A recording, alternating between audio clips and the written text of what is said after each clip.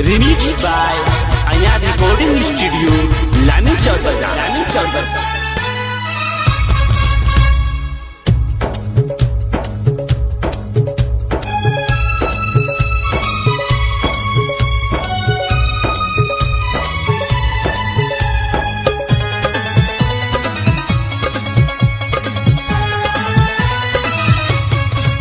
राजा तोह से बात ना हो पाई, नहीं तोहरा से कुछ बतियाई।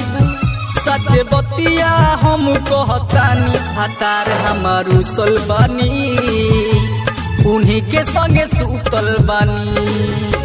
हतार हमारू सलबानी, उन्हीं के संगे सुतल बानी। राजा तोह से बात ना हो पाई।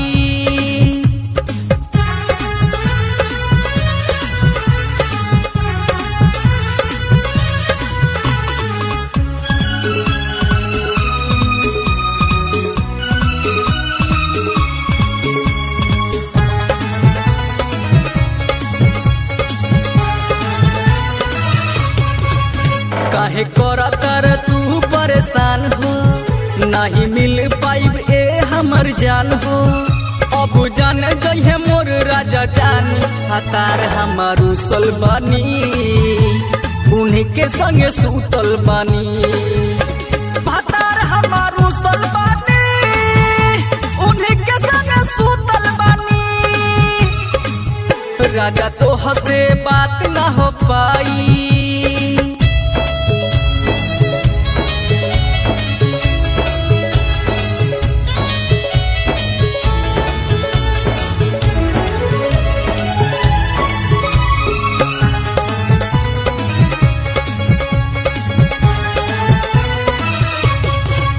बात कहतनी मान लो यार हो, हम करी ले तोहरे से प्यार हो। भले बन गई पियावा के रानी, हतार हमारू सलबानी, उन्हीं के संगे सुतल बानी। हतार हमारू सलबानी, उन्हीं के संगे सुतल बानी। राजा तोह से बात ना हो पाई।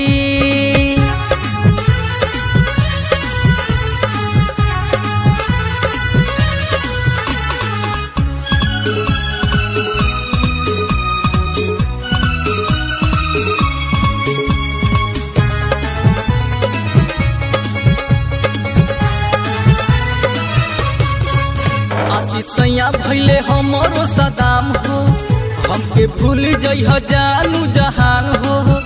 उन्हीं के बन गनी दिल जानी, हतार हमारू सलबानी, उन्हीं के संगे सुतल बानी। हतार हमारू सलबानी, उन्हीं के संगे सुतल बानी। लोभर आज तो से बात ना हो पाई।